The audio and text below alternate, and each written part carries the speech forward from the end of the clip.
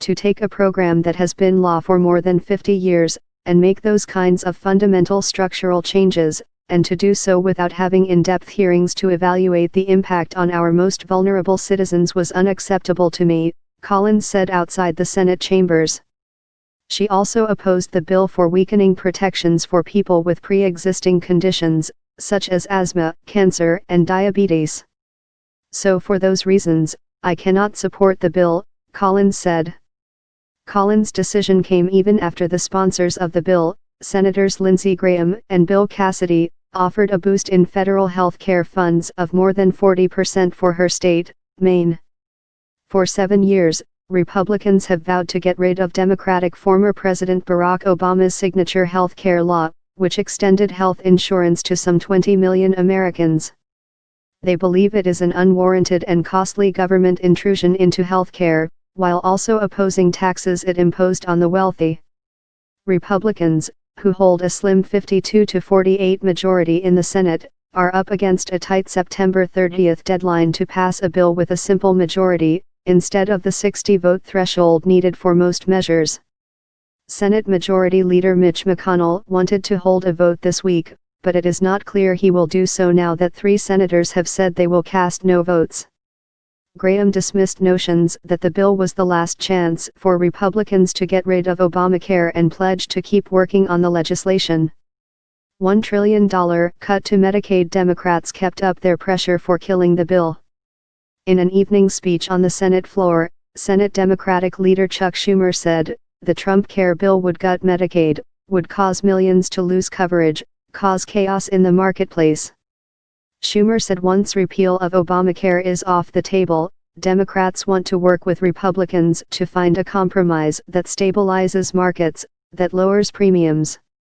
Collins and McCain, who voted against the last major repeal effort in July, have both advocated for a bipartisan solution to fixing the parts of Obamacare that do not function well.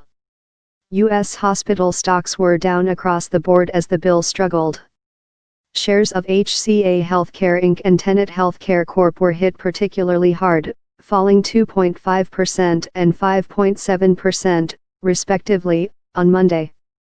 The Graham-Cassidy bill is looking to reduce funding for Medicaid in the longer term, said Jefferies analyst Brian Tanquilut.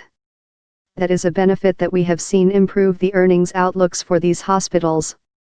Collins announced her opposition shortly after the nonpartisan Congressional Budget Office said that the number of people with health insurance covering high-cost medical events would be slashed by millions if it were to become law.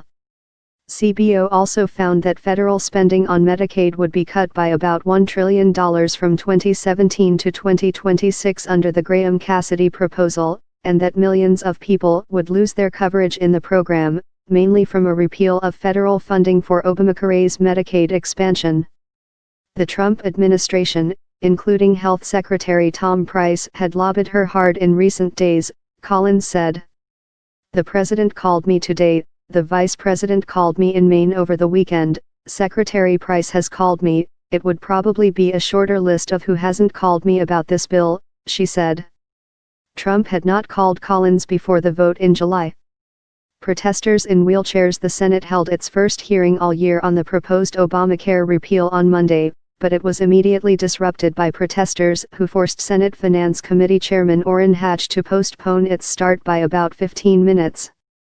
The protesters, mainly from a disability rights group and many of whom were in wheelchairs, were forcibly removed one by one from the hearing room as they yelled, "No cuts to Medicaid, save our liberty." The hearing eventually proceeded for about 5 hours, but protests could be heard outside for more than an hour. Police arrested 181 demonstrators, including 15 in a Senate hearing room. Police removed some protesters from their wheelchairs and carried them out by the arms.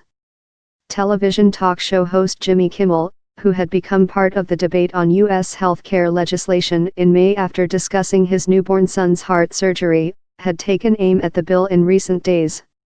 On Monday, he tweeted, "Thank you at Senator Collins for putting people ahead of party. We are all in your debt."